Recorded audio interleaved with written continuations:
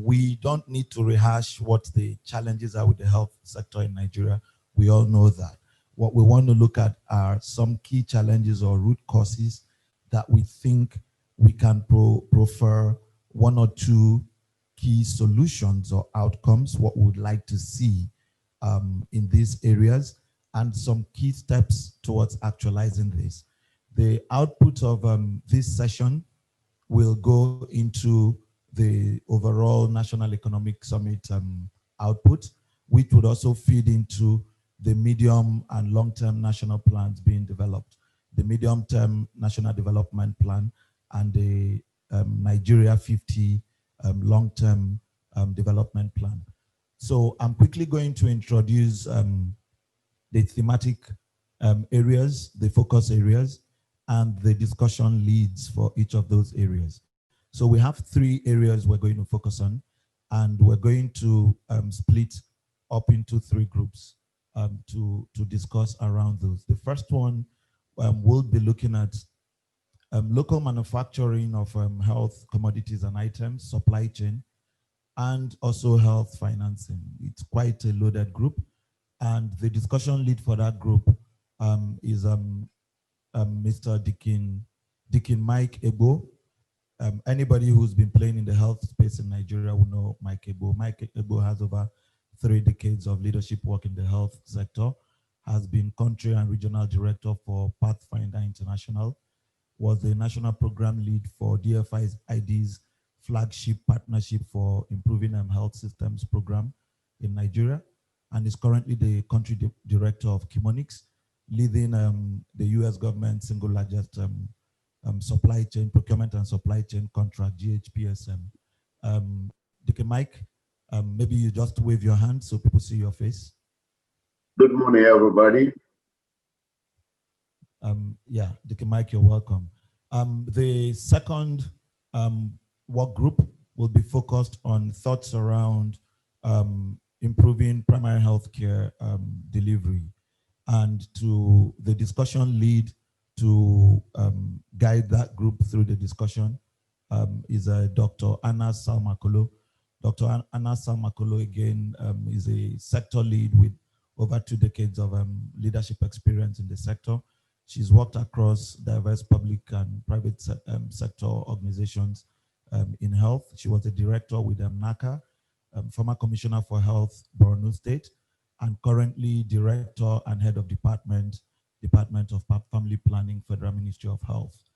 The last group, the last but not the least, will be focusing on reversing medical tourism. So sorry, Dr. Salma, can you just say hello to everybody?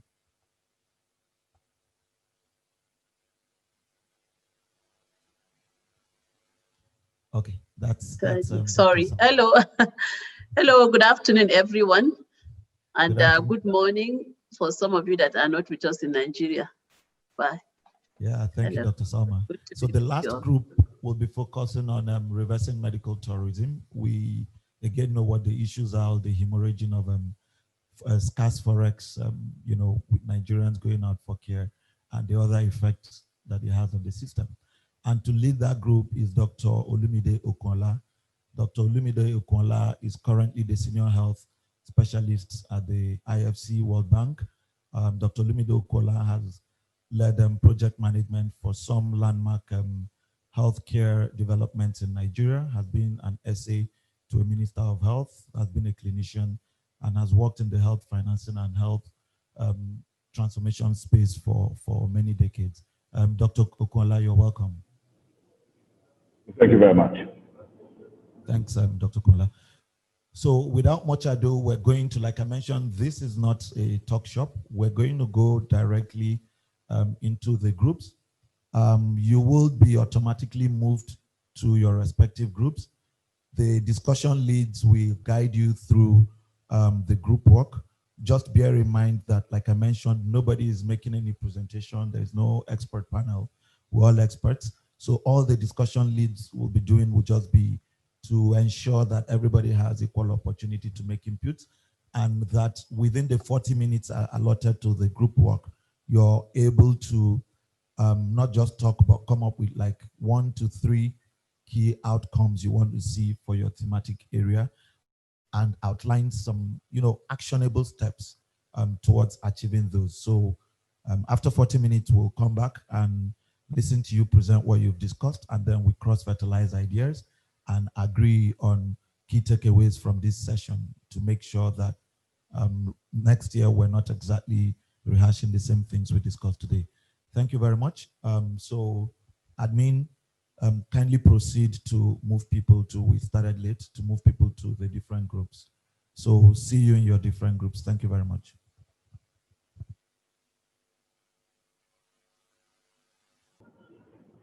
Hello, hi, Dr. Kola.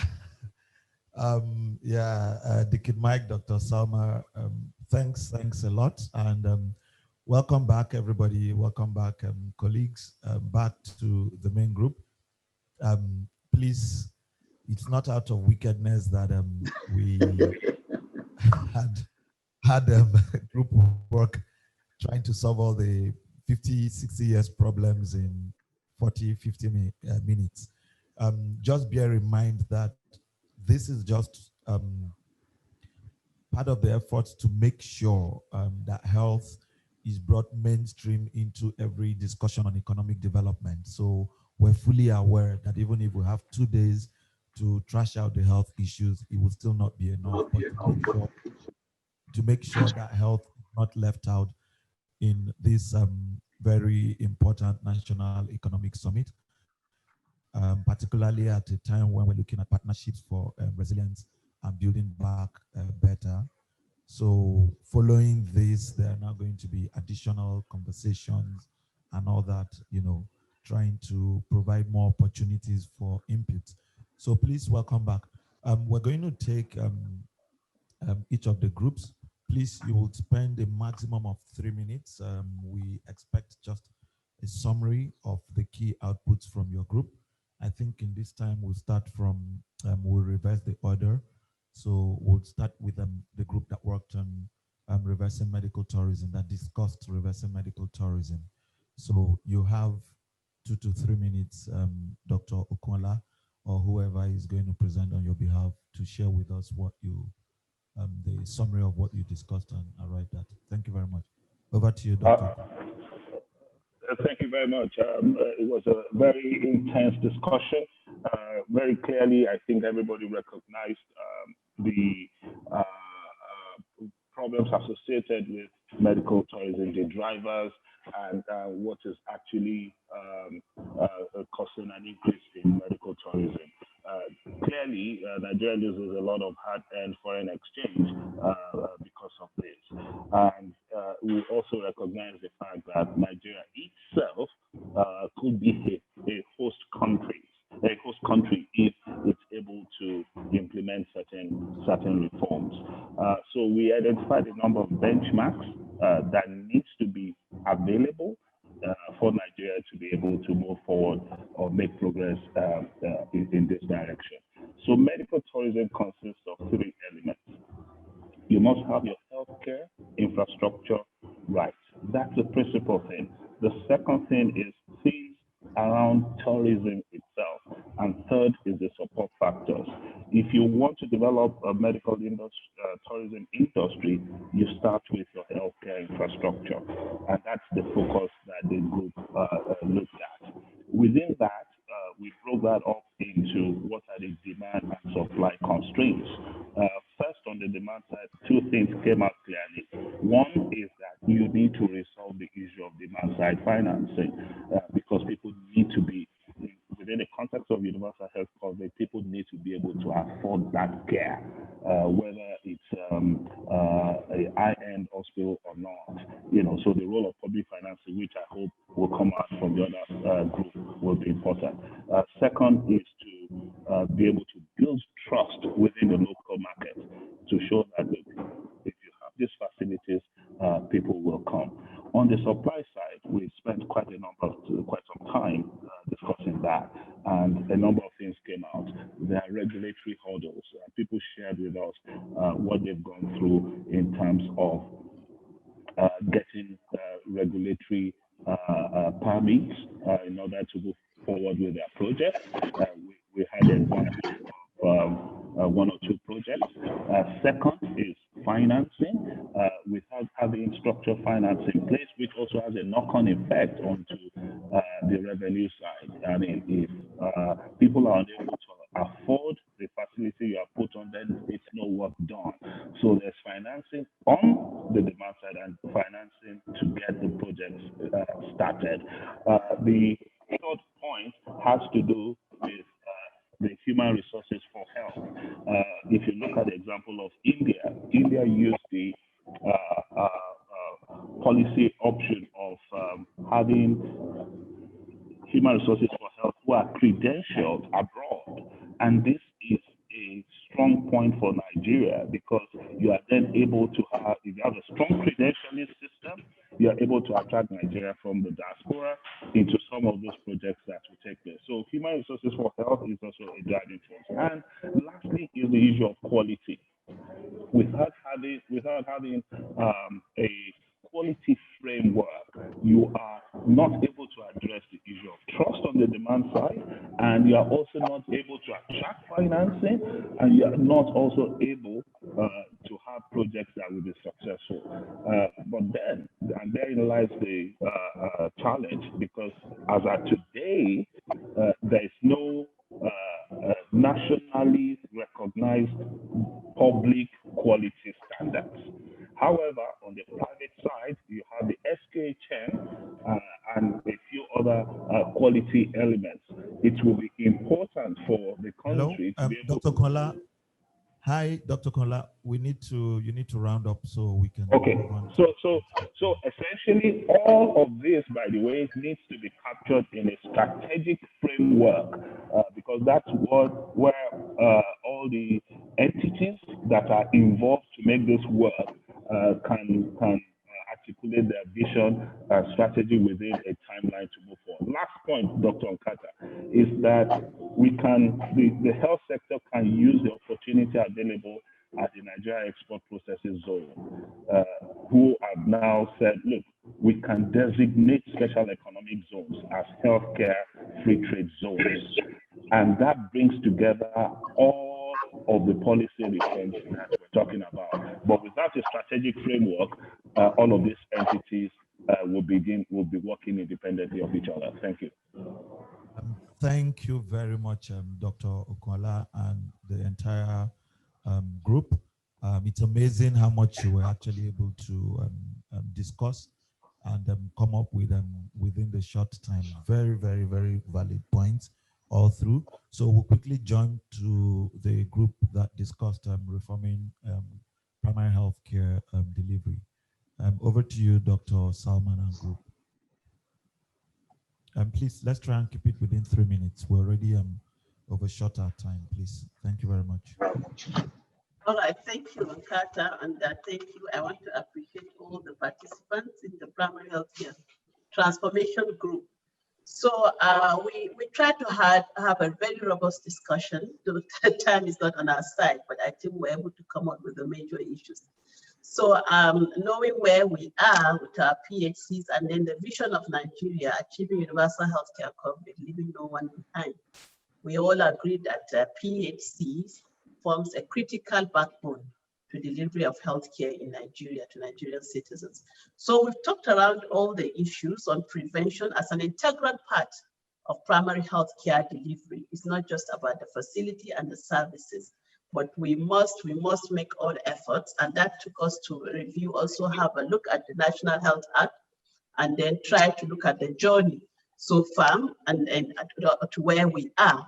But of course, a lot needs to be done in terms of standardization of services and then the quality of services, effective and efficient monitoring of services.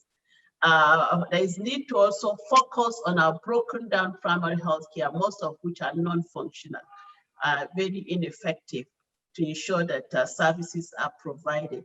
So we tried to look around that and then tried to also underscore the importance of not just focusing on the facility itself, but also for a provision of primary healthcare services to the citizens the facility is just a central rallying point around it. So it took us to discussions around the funding. What are the funding gaps? Of course, funding, we acknowledge, grossly inadequate. A lot needs to be done to have innovative ways of sustainable financing, not just from government. Of course, we acknowledge the importance of government in providing, but even the resources provided for government, it has to be released timely. It has to be utilized judiciously, even if it is minimal amount of money, but it has to be utilized effectively. And that takes us to also appreciating the insurance scheme at the state level. That has to be tragic. We have to support and facilitate that to happen immediately, so that it serves as a safety net and serves as a guarantee to sustain financing for health. So, but also other untapped resources were discussed, like community health resources. Community resources, there are reservoir of resources within communities. Communities need to be on the forefront of resource mobilization for primary healthcare strengthening. And they can do a lot if they are carried a lot. So this is an area we felt that more focus should be placed on it. Then another area is the private sector. We all acknowledge the tremendous efforts and support provided during the COVID pandemic-19 by the private sector, organized private sector in Nigeria. We need to tap and ensure that they key into and align into the support of the systems, PHC system strengthening in Nigeria. And also our private facilities providing services also should ensure that we standardize and monitor activities and build capacities to ensure quality of services that are being provided or using that. So I think what came out clearly was, now more importantly than ever before, we have to ensure value for money. Our money is working for the intended purposes at all times. The group actually discussed elaborately on areas of governance of PHCs. We do acknowledge the importance of having PHC under one roof, but at the same time, PHC cannot stand alone in isolation. PHCs need to be connected with other existing facilities. What we have at the moment, there are lots of disconnect within the primary healthcare facility and the secondary level of care, and also with the tertiary level of care. And each of these have very significant role to play in terms of capacity development, providing mentorship, coaching, and serving as a referral center. So these areas have to be carefully recrafted again, and then laws made around those areas to ensure effectiveness and efficiency of delivery of PHC to Nigerians. And I think another area that we also try to say untapped is areas of course, PPMVs and also community pharmacies have a great role to play. So lastly, I've tried to summarize, a lot has been said. Yes, It's quite an interesting discussion, yes. But we cannot ignore the modernization, the technology that has brought us, because we also had a few challenges, how to go back. Then we saw that you call us back. But we said, especially for healthcare delivery, we have to move into the right direction. We have to key into the future of digitalization. Not just telemedicine is just one part of the digitalization. There are scattered efforts, there are scattered lessons that has to move very fast. Integration and then harnessing all energy and resources to ensure that we key into the future. That is the new technology of delivery of healthcare at all the levels of healthcare, but most importantly, at the primary healthcare in a sustainable fashion using the new technology. So we concluded by saying this is a great example of keying into what we call the RAMCA, the reproductive, maternal, newborn and child health, adolescent and elderly and newborn care, the family in general, using the PHC as a delivery platform.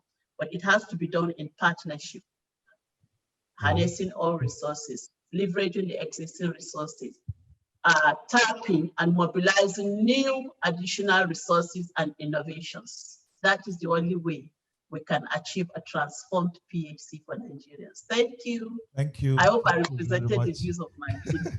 Thank you very much, Dr. Salma and team.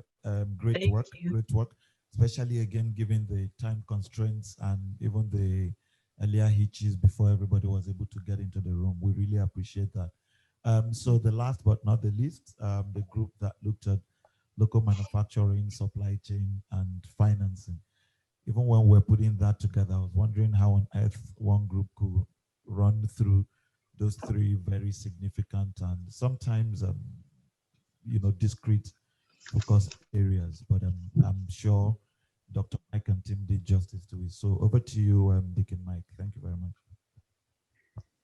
Okay, thank you. Good afternoon. Again, I want to thank members of our team, for excellent discussion, highly technical but practical. Now, just go straight. We started by looking at local manufacturing of pharmaceuticals. The first thing, we had to deal with the challenges, but the first recommendation was to ensure that government is able to push. I'm losing okay, I'll use my paper. Be able to provide incentives. Sorry, just give me 1 second. I opened it and then accidentally touched something and it went off. 1 second, please. I promise, 1 second. I'm almost there. Okay. Yes, so it's creating an enabling environment for local manufacturing, for government to, the recommendation was government should incentivize, subsidies, addressing multiple taxation. Government should address that. Infrastructure in industrial clusters, for instance, that if we have industrial centers, we should ensure, government should ensure uninterrupted power supplies in those industrial centers. That's one of the recommendations. The other one is investment in quality assurance. How do we ensure that the drugs that we manufacture are of the high quality? And then also to promote internal country competition for quality to make sure that, yes, we're getting the right quality of drugs, and then also active search for export promotion, that when we start to promote this, when we start to do local manufacturing, that we're even able to export, and that our ambassadors should be able to promote Nigeria abroad, in countries where they are sent to promote our products, so that we're not saying our local population cannot consume it, but that we are also doing exports. When it comes to insurance, we have a universal health coverage insurance. We made that recommendation. We agree that health should be prioritized and put on the front burner of political agenda, that health is for everybody, irrespective of where you are. And then we should improve quality and efficiency of spending. What do we procure? Where are we procuring them for? And then there was also a strong recommendation for us to procure outcomes instead of procuring supply side input. How do we procure and all that? So basically, I think power was part of it. Majorly is to ensure viability, that even when people start to procure or when they start to manufacture, how viable do we have the population? How do we create that enabling environment? I think those were the major things that came out of this. It's much more than that, but those are the key takeaway from here. Thank you.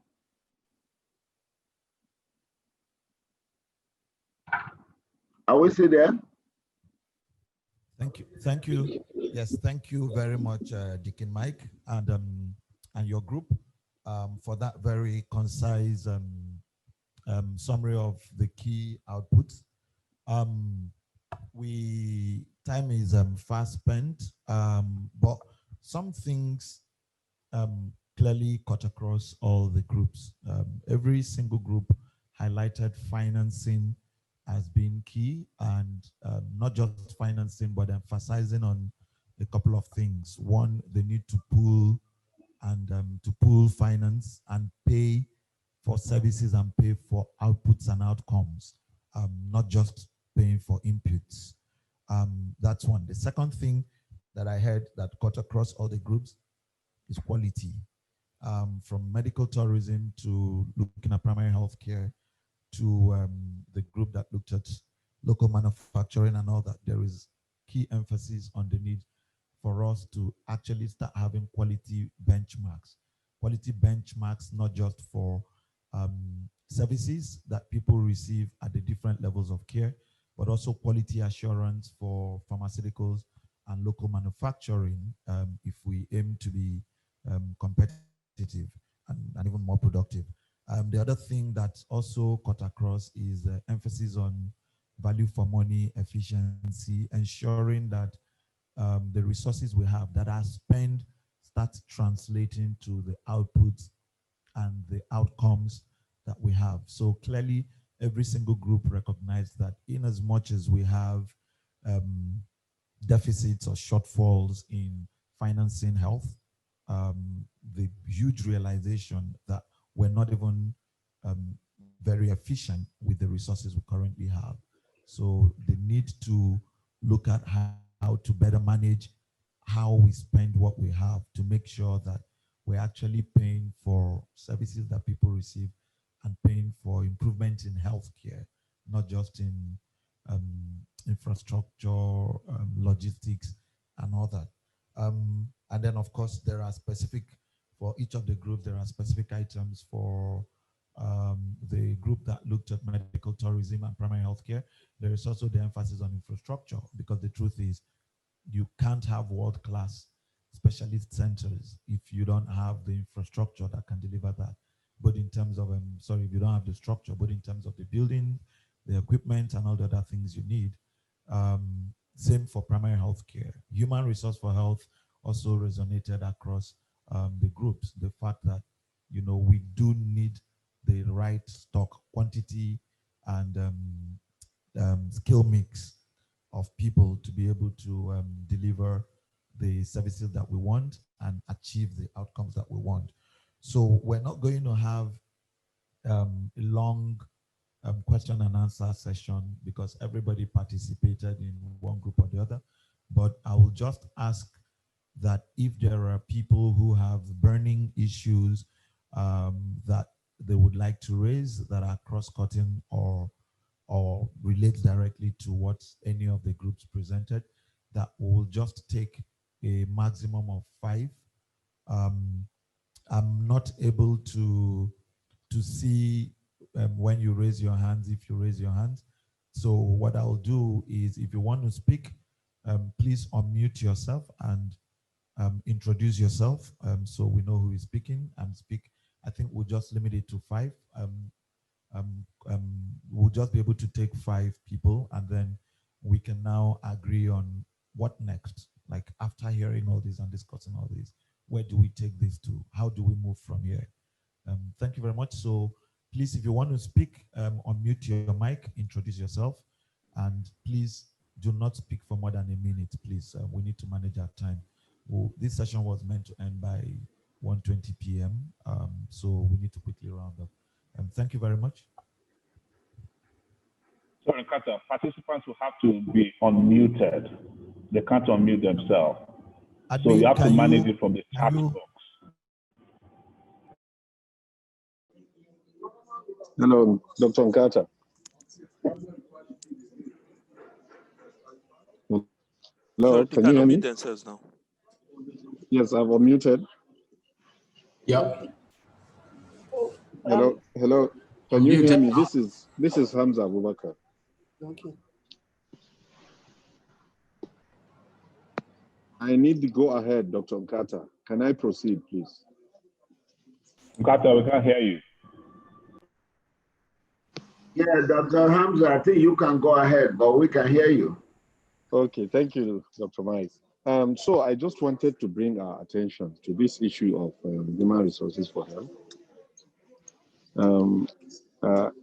Number one, looking at the number, we keep talking about increasing the number, but we keep forgetting where the production line is. I want us please to focus a bit on the health training institutions. It's very, very important. Now, they have a limit to how many they can index due to all the, many issues of accreditation and so on. I think some support, in fact, not just support, but even investment can be made there to help these institutions to be able to increase the number that they can train, as well as increase the quality of their training. That's one. And then two, I just wanted to throw out a question to all of us. It applies to service delivery in general. In service delivery, I want to remind us to the fact that you have to have a balance between demand and supply to have adequate or optimal service delivery. And at this point in time, I can assure you all that the confidence in our healthcare system, especially at the primary healthcare level, and as relates to the tourism, the medical tourism we talked about, the confidence in our healthcare system is very low. We have to, as we try to develop all these structures, look inwards, look at how we provide these services, look at our attitude, as well as ask this question. There's this question burning. I'm going to finalize with it. If we are called hospitals, why is it that it's hotels and other businesses as such that are being called the hospitality business? It means it's like we are operating as robots. We just train people, throw them out in the field. We have to learn to provide adequate service, optimal service, but with a smile. Thank you very much. Thank you very much, Dr. Hamza. I like the way you ended it, really. Hospitals need to provide care in a hospitable environment, because when you look at client satisfaction surveys in health, one of the things you find is clients often benchmark quality not based on clinical outcome quality, but on attitude of health workers. Thank you very much. Any other comments? Yes. I want to make a comment, if that's okay, quickly. Can I speak, please? Okay, sorry, somebody was already speaking. Can you introduce yourself, please? Wada. Yes, Dr. Wada. Am I recognized to speak, please? Yes, Dr. Wada. Right. It's about yes. Quality accreditation or whatever in healthcare institutions of good standards. I know that there's a great effort in the NGO private sector here, the SQHN, and I'm part of the experimentation. But about 2 years ago, I reflected on the fact that the Standards Organization of Nigeria, SON, have a health department and that they are ISO certification enabled with whoever their collaborators are. So I engaged them at the very highest level and through the gauntlet or challenge and said, why can't you people accredit a health institution in this country? So NISA Premier Hospital in Abuja made herself a guinea pig and went through all the processes. I think it took us 1.5 years or something like that. At the end of the day, we've just passed their final audit assessment. It's not because we can't do COSASA or Indian or British or anything. I just wanted to prove that 200 million people should have a chance to try something by themselves and ask for help rather than totally expose themselves to, we can't do it, let's all go seek foreign accreditation. So I want to use this to announce that there is an opportunity locally now, apart from the SQHN, which I support very much, that many levels of hospitals can approach to attempt to have ISO certification at least. So I think this information might be useful to some people. And I think it's a beginning point. It can be developed into greater things and partnerships as well with other agencies. Thank you. Yeah, thank you, Dr. Wada, for that very, very important information. I'm sure a lot of us in the health space never have dealings with SON on things around accreditation or certification, and ISO is international. So, but it's really that first understanding it, ensuring or working together to see how it really fits the needs of the sector, right? Since they already have a health department, and then making use of it as much as possible, because this is something that is already within the country. We've taken two men. I noticed Haji Awali was also trying to speak, if I'm not mistaken. So, Well, I just thought, I mean, I've just been listening to all the experts, and maybe it's good for the experts to hear from the laymen, so to speak, that are trying to venture into this area. So I represent the Dangote Foundation. We're looking to, as one of his personal legacies, Alhaji Aliko wants to put up a world-class hospital. And I've had lots of discussions with a lot of people on this forum already, with Nkata, with Olumide, with Folalaoye, with a whole lot of people. I've had these discussions. But I just wanted to say that for us going into it, we can only have a helicopter view while we get the experts to sort of sort out all the nitty-gritty. And one thing that COVID has shown us is even if you could afford it, you couldn't go anywhere. You couldn't go anywhere. So there is a reality that no matter how rich you are, you need these hospitals here. So I think it's a right fit.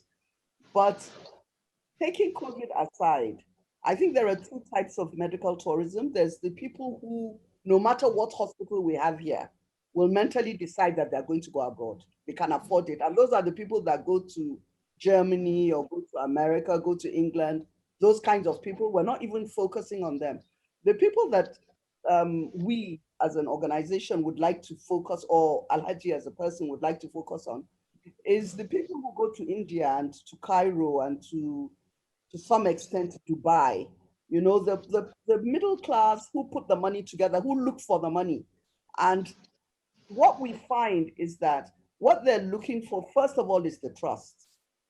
It's the trust, it's the quality. No matter what hospital you have here, there's just some mindset that says if you go abroad, you'll get better quality. And I think this is something that your sector, I don't want to say industry, needs to. So I like the talk around the accreditation and the quality effort that I was talking about, because it's a mindset.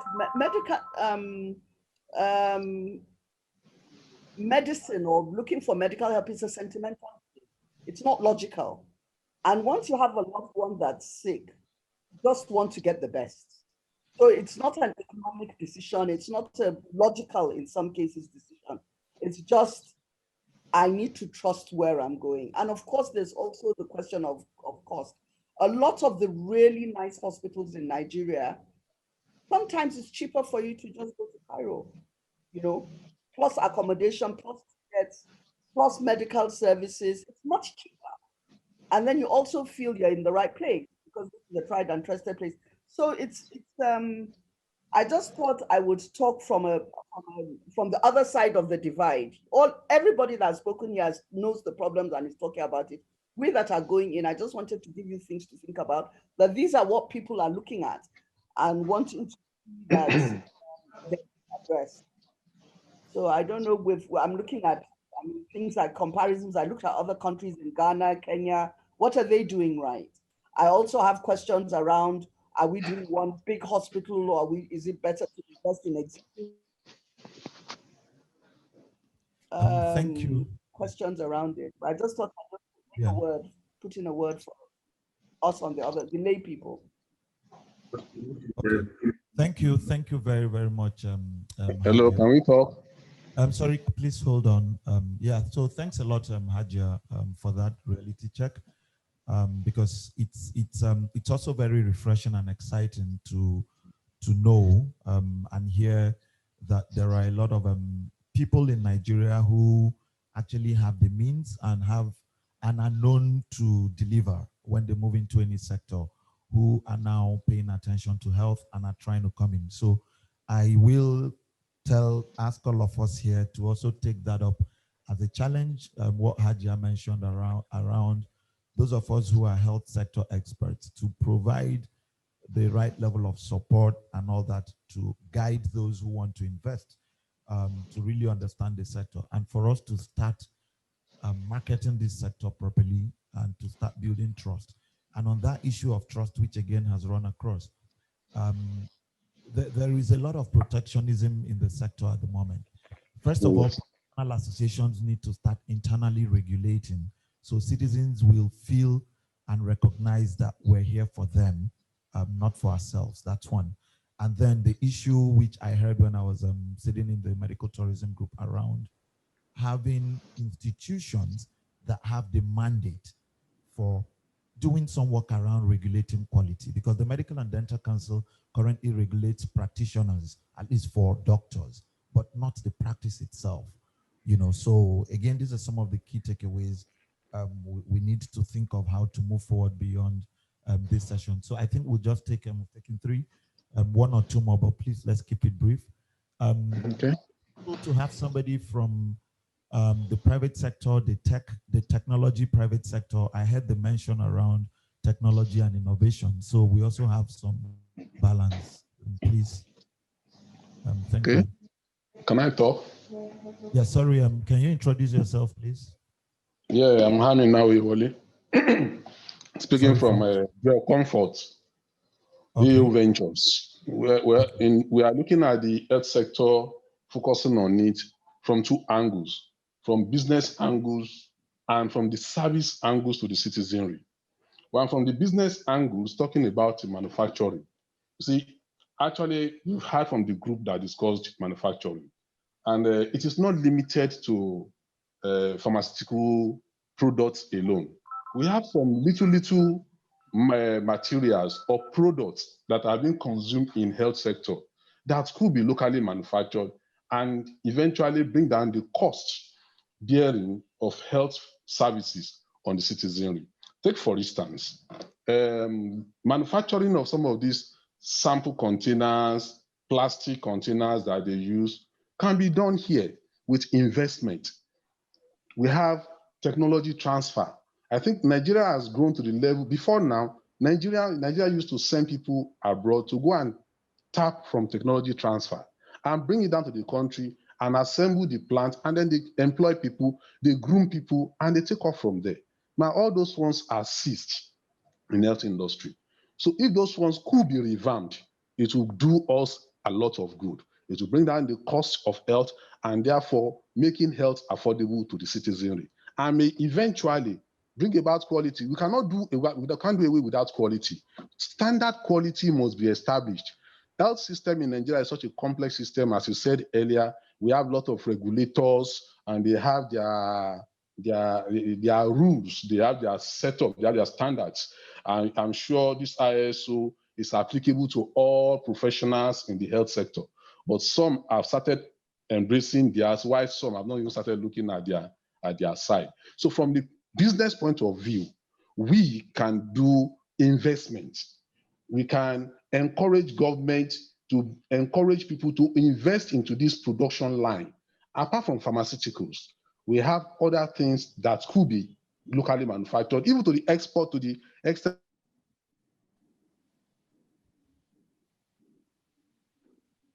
Hello. Hello. I think we're losing you. Exporting it to the neighbor. Sorry? Yeah. Sorry, you dropped off for a second. Okay, so can you round up, please? You dropped off for a while. Oh, sorry, it was the network. I was saying that Nigerians will need to reinvest into the health sector, especially in these locally manufacturing settings. And we need technology transfer.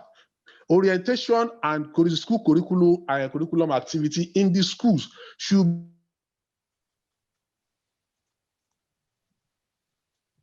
Okay, I think, yeah, you dropped off again. Okay, so can we be readdressed in such a way that, hello, just one, hello? Yes. Can you round up? Yes, I'm rounding up. The curricular activities for all the professional health sectors should be revamped. Hello. Okay, I think, yeah. Sorry, sorry, can you mute? I was on silent. Can you mute, please? Admin, I think you need to, mute everybody again.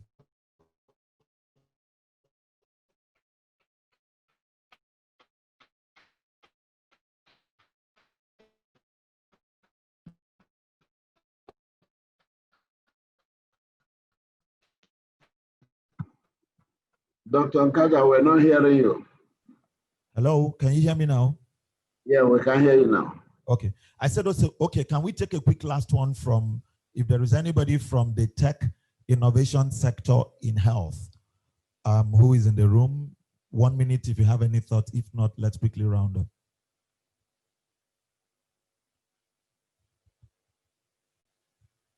Anybody? Okay. Yes. Yeah, go ahead, Dr. Dulano. Yes, there is a hand up, yeah. Yes, we can see you. Admin is going to unmute you. Just hold on. Admin is trying to unmute you. Thank you very much. I think I'm unmuted now. Okay. I think what is most critical from a technology point of view is to realize that simply layering technology on structures that are in place would not solve the entire thing. We must look at it from a needs assessment point of view and also try to create an architectural overview where the technology is embedded from the fundamentals. Now, we've seen that most of the things we have are distribution and delivery gaps, not on the manufacturing side of things, but with technology, we can integrate properly to prevent those issues with the linkages. And this can be with the education of the new health workforce, the integration and pulling in of patients so we can educate them to take more advantage of what they're doing, down to scaling up the feedback loops that we need to understand what exactly is it that we are giving. And eventually to what we have been speaking about broadly in all sectors in Nigeria, sachetization. So we must produce what people need as opposed to what we feel they need. And that is where technology comes in. And when we talk about technology, it will range from the use of electronic patient records down to the use of mobile technology from text messaging, SMSs, and the likes to ensure that we achieve the two key goals of health systems, which is communication and engagement. Thank you.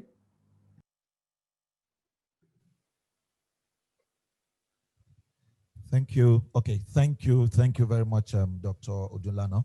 I think that's a good way to wrap up. So again, we've discussed across, even though we took 3 thematic areas, it's clear they were strategic because we ended up touching all the different building blocks of health. The question is, we've had these conversations. This is not the first session, even this year on health. I remember we had a pre-summit event focused on health financing. So the key question is what next? And again, we have, I think, just a minute to go. So we're not going to start presenting the summary right now, but just to say that this is part of early conversations from the side of the NESG in partnership with the Ministry of Finance and Budget, Finance, Budget and Planning, and all the other key stakeholders around how to bring the private sector to the same table with the public sector, right? And sit down together to start actually hashing out and finding common solutions to these problems. So subsequently, post-summit, we're going to take on some of these key areas we've identified and put smaller groups around them and actually work out, like Dr. Okola said, some kind of a strategic framework that brings all these together.